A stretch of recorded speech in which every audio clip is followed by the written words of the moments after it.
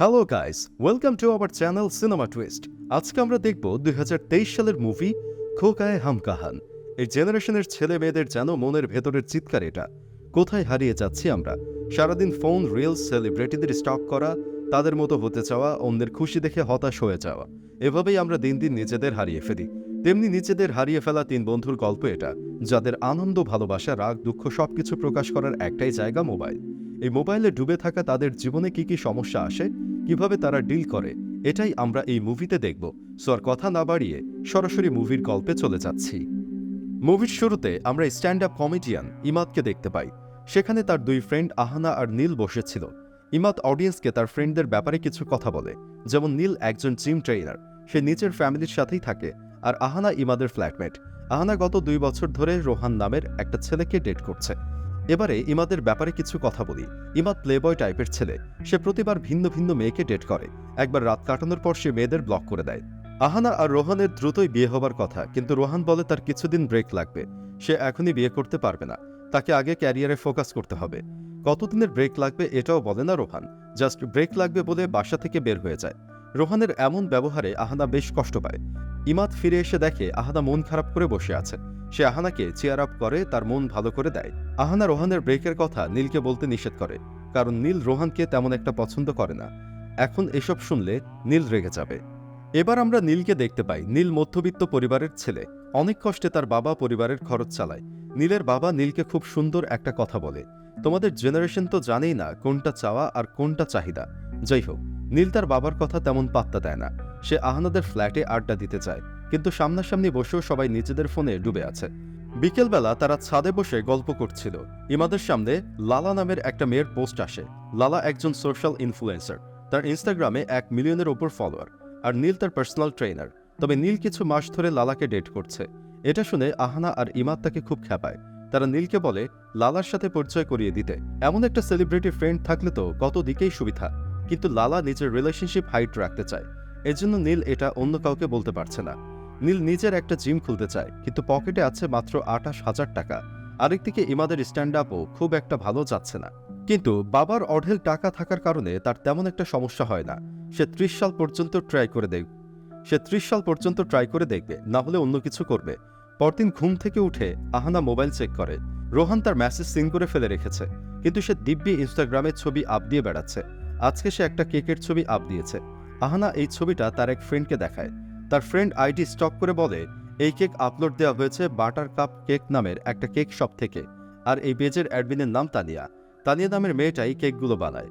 আহানা তানিয়ার আইডিটা ভালোভাবে স্টক করে। তার কিছু পোস্টে রোহান লাভ রিয়েক্ট দিয়ে রেখেছে। এরপর আমরা ইমাদকে দেখি। সে একজন সাইক্রিয়াটিস্টের কাছে সেশন করে। 14 বছর আগে তার লাইফে খারাপ কিছু একটা ঘটেছিল। ওই ঘটনার ইম্প্যাক্ট এখনও তার লাইফ থেকে যায়নি, আর এজন্য সে কোনো হেলদি রিলেশনশিপেও যেতে পারছে না। সে শুধু ডেট করে, ইন্টিমেট হয়, এরপর ছেড়ে দেয়। এবার সে টিন্ডারে নতুন একটা মেয়েকে পেয়েছে। মেয়েটার নাম সিমরান। প্রথম দেখাতেই মেয়েটাকে একটু অন্যরকম লাগে ইমাদের। সিমরান ফটোগ্রাফার, সে পিপল অফ টিন্ডার নামের একটা প্রজেক্টে কাজ করছে। সিমরান ছেলেদের সাথে দেখা করে, তারপর তাদের ইন্টারভিউ নেয়, সেই সাথে তাদের কিছু ছবিও তুলে রাখে। ইমাদ সিমরানের সাথে অনেক কিছু শেয়ার করে, নিজের ব্যাপারে ওপেন হয়ে বেশ ভালোই লাগে তার। নর্মালি ইমাদ মেয়েদের সাথে টিন্ডারেই কথা বলে, এরপর ফোন কল, লাস্টে কাজ শেষ হলে ব্লক করে দেয়। কিন্তু সিমরানের সাথে সে এমনটা করে না। সে সিমরানের ইনস্টা আইডি স্টক করে লাস্টে ফলো দেয়। নীল যেখানে কাজ করে সেখানে মালাইকা, অরোরার মতো স্টাররা আসে, কিন্তু তারা অন্য ট্রেনারদের দিয়ে কাজ করে। এটা নীলের ভালো লাগে না। তার যদি নিজের জিম থাকতো তাহলে সে এরকম স্টারদের ট্রেন করাতে পারত। তার খুব ইচ্ছা নিজের একটা জিম খোলার। আহানা তাকে বলে নীল জিম খুললে সে নিজের জব ছেড়ে দিবে, এরপর নীলের জিমে ম্যানেজমেন্টের কাজ করবে।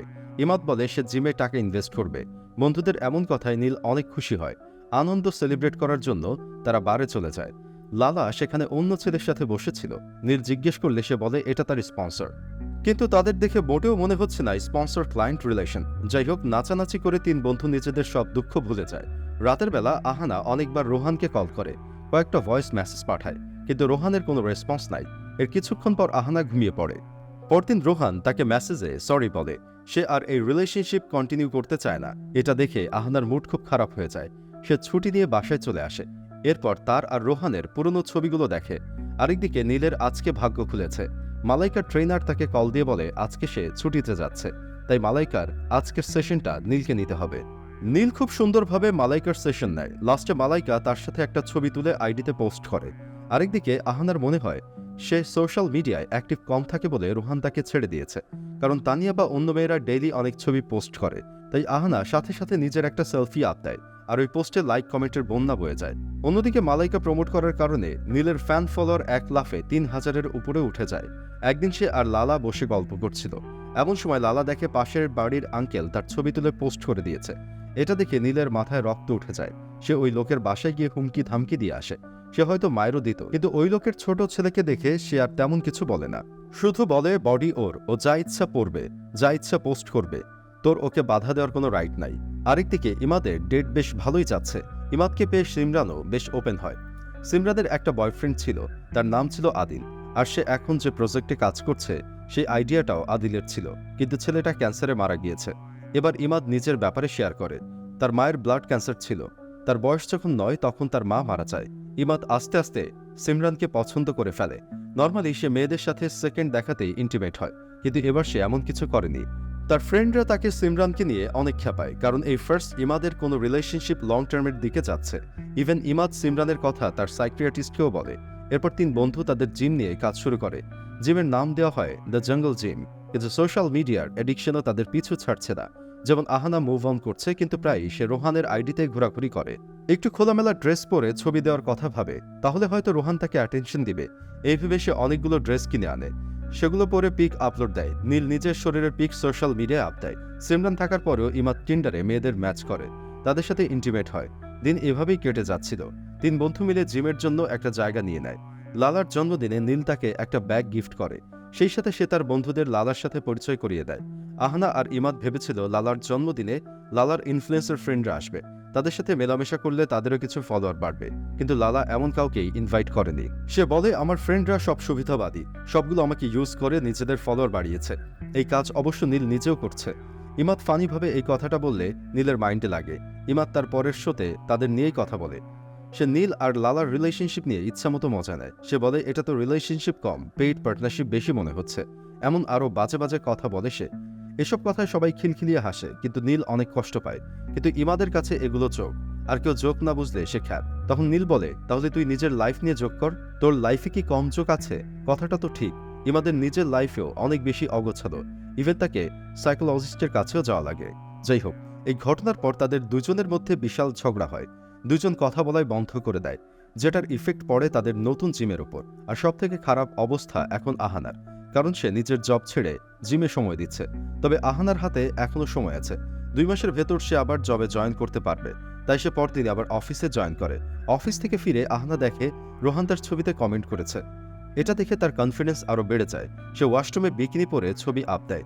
ইমাদ এই ছবি দেখে আহানাকে টিন্ডার খুলে দেয়। আহানা টিন্ডারে ইমাদকে দেখে অবাক হয়, কারণ সে ভাবত ইমাদ হয়তো সিমরানের সাথে সিরিয়াস রিলেশনশিপে আছে। তাই সে ইমাদকে টিন্ডার ডিলিট করতে বলে। রাতের বেলা ইমাদ সিমরানের সাথে মুভি দেখতে যায়। সেখান থেকে সোজা চলে আসে সিমরানের বাসায়, আর এবার তারা দুইজন ইন্টিমেট হয়। পরদিন নীল আর আহানা তাদের জিম প্রজেক্ট ইনভেস্টরদের দেখায়। পরের শোতেও ইমাদ নীলকে নিয়ে স্ট্যান্ড আপ করার কথা ভাবে, কিন্তু সে ঠিকভাবে বলতে পারছিল না। তার বারবার আগের দিনের ঘটনাগুলো মনে আসছিল, তাই সে স্টেজ থেকে নেমে যায়। ম্যানেজার বলে আগের বারের মতো কমেডি করতে, মানে সে নীলকে নিয়ে যেরকম কথা বলেছিল সেরকম। কিন্তু ইমাদ বলে সে নতুন স্ক্রিপ্ট করে আনবে, কিন্তু ওইবারের কমেডিটা সে আর কখনো করবে না। এরপর আমরা নীলকে দেখতে পাই, তার এক ক্লায়েন্টও জিমে ইনভেস্ট করছে। এসব নিয়ে টুকটাক কথা সেরে নীল তাকে বিদায় দেয়। এমন সময় তার কাছে মালাইকার ট্রেনারের কল আসে। আজকেও নীলকে সেখানে যেতে হবে, তবে তার ট্রেনার তাকে মালাইকার সাথে ছবি তুলতে মানা করে। মালাইকার কাছে যেতে হবে দেখে নীল সোসাইটির শাওয়ারে গোসল সেরে ফেলে। আহানা একটা ছেলের সাথে ডিনার ডেটে যায়, তাকে সে টিন্ডারে খুঁজে পেয়েছে। সে ছেলেটার হাতের পিক তুলে আপ দেয়, আর ওয়েট করে কখন রোহান এটা দেখবে। মানে সে এখন যা করছে সবই আলটিমেটলি রোহানকে দেখানোর জন্য। আরেকদিকে শাওয়ারে গোসল করার কারণে নীলের নামে কমপ্লেইন আসে, কারণ স্টাফরা শাওয়ার ইউজ করতে পারবে না। এমন ভেদাভেদ নীলের অনেক মাইন্ডে লাগে। সে রাগ হয়ে মালাইকা অরোরা, সোনাক্ষী সিনহা, করণ জোহরের ছবিতে আজে বাজে কমেন্ট করে। মানে রাগ ছাড়াছাড়ি সবই মোবাইলের ভেতর। আরেকদিকে ইমাদ এখন সিমরানের সাথে লিভ ইন রিলেশনশিপে আছে। সে বাসা ছেড়ে সিমরানের ফ্ল্যাটে উঠেছে। ইমাদের ফ্ল্যাটে আহানা এখন একা, তাই সে তার বাবা মাকে বাসায় দিয়ে আসে। আরেকদিকে ইমাদের প্রেম বেশ ভালোই যাচ্ছে। এক বাসায় থাকে, একসাথে অনেক সময় কাটায়। ইমাদ সিমরানকে ফ্যামিলি প্রোগ্রামে ইনভাইট করে। ইমাদের বাবারও খুব পছন্দ হয় সিমরানকে। ওই দিন রাতে আনএক্সপেক্টেডলি রোহান আহানাকে কল করে, তাকে বার্থডে উইশ করে। যদিও তার বার্থডে পরের দিন, কিন্তু রোহান একদিন আগেই উইশ করে দেয়। পরদিন আহানা তার ক্লোজ ফ্রেন্ডের বাসায় ইনভাইট করে। সবাই বসে খাওয়া দাওয়া করছিল, এমন সময় কলিং বেল বাজে। দরজা খুলে দেখে একটা গিফট বক্স। এটা রোহান পাঠিয়েছে আহানার জন্য। এটা দেখে আহানা অনেক বেশি খুশি হলেও তার মা মোটেও খুশি হয় না। একদিন ইমাদ সিমরানের তোলা ছবিগুলো দেখছিল। নিজের পিক দেখে ইমাদের মনে হয় কি যেন নেই ছবিতে, ছবিটা খালি খালি লাগছে। সিমরান বলে, এটাই তো ডিজিটাল এজ, সবার মনে হয় সবাই খুব কানেক্টেড, কিন্তু মানুষগুলো আসলে একা। এমন সময় ইমাদের ফোনে আহানার কল আসে। ফোনটা ছিল সিমরানের হাতের কাছে। তখন সিমরান টিন্ডারের নোটিফিকেশন দেখে ফেলে। সেখানে কিছু মেয়ে তাকে মেসেজ দিয়ে রেখেছে। এটা দেখে সিমরান তার সাথে ব্রেকআপ করে ফেলে। তাই ইমাদ নিজের ব্যাকপ্যাক করে আবার বাসায় ফিরে আসে। বাসায় এসে দেখে আহানা তার ফ্রেন্ড আয়েশার সঙ্গীত অনুষ্ঠানে যাবার জন্য রেডি হচ্ছে। আহানা তাকেও দ্রুত রেডি হতে বলে। আরেকদিকে নীলের বাবা মা কিছুদিন পর বাড়ি ফিরবে। নীল জানতে পারে তারা ট্রেনে করে বাড়ি যাচ্ছে। নীল তাদেরকে প্লেনে বাড়ি যেতে বলে। এমনিতেও খরচের তেমন কোনো একটা ডিফারেন্স নেই। নীল বলে, একটু টাকা খরচ করলে কি হয়, কিন্তু এটাই আসলে দুই জেনারেশনের থিঙ্কিং এর গ্যাপ। যাই হোক, এরপর তারা সবাই পার্টিতে দেখা করে। নীল আর ইমাদ আর আগের মতো কথা বলতে পারে না। একটা ঝগড়া যেন তাদের মাঝে দেয়াল তুলে দিয়েছে। আহানা ওই পার্টিতে রোহানকে দেখতে পায়। এরপর রোহান আহানাকে সরি বলে, আর আহানা এক সরিতেই গলে যায়। খুশিতে রোহানের সাথে নাচানাচি শুরু করে সে। পার্টিতে ইমাদও একটা মেয়ে জুটিয়ে ফেলে। তখন নীল একা হয়ে যায়। সে বারবার লালাকে কল দেয়, কিন্তু সে রিসিভ করে না। আরেকদিকে রোহান আর আহানার মধ্যে ফিজিক্যাল রিলেশন হয়। নীল সকাল সকাল লালার বাসায় যায়। লালা এখন তার স্পন্সর কার্তিককে ডেট করছে। লালা বলে সে নীলকে কখনো ট্রেনার থেকে বেশি কিছু ভাবেনি, আর তাদের মধ্যে যা হয়েছে সেগুলো শুধু টাইম পাস ছিল। মানে লালার বোর ফিল হলে সে নীলকে টাইম দিত, ব্যাস এতটুকুই। এসব কথায় নীল ভয়ানক কষ্ট পায়। সে রাগে গজগজ করতে করতে সেখান থেকে চলে আসে। আরেকদিকে আহানা ঘুম থেকে উঠে দেখে রোহান সেখানে নেই। সে রোহানকে কল করে, কিন্তু নাম্বার বন্ধ। আবার রোহান তাকে ইনস্টাতেও ব্লক করে দিয়েছে। অ্যাটেনশন সিকিং এর খুব ভালো দাম দিয়েছে রোহান।